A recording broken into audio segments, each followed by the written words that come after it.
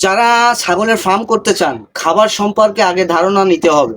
তো দেখেন আমার ছাগলগুলোরে আমি কি খাওয়াচ্ছি, দেখতে পাচ্ছেন? এটা হচ্ছে খড় কাটা জিরো সাইজ করে এবং সঙ্গে দিচ্ছি কাঁচা ঘাস দিয়ে ভিজিয়ে সুন্দর করে এই যে মিক্স করে দিচ্ছি, দিয়ে এই যে এই যে গমের ভুসি দিয়ে দিচ্ছি, দিয়ে একটু সুন্দর করে মিক্স করে খাবার দিচ্ছি। তো বন্ধুরা, এই যে খড়ে হচ্ছে কাটা খড়ে হজম শক্তি বাড়াবে ছাগলের, আর প্রোটিন হবে কাঁচা ঘাসে, আর সেই সঙ্গে গমের ভুসি।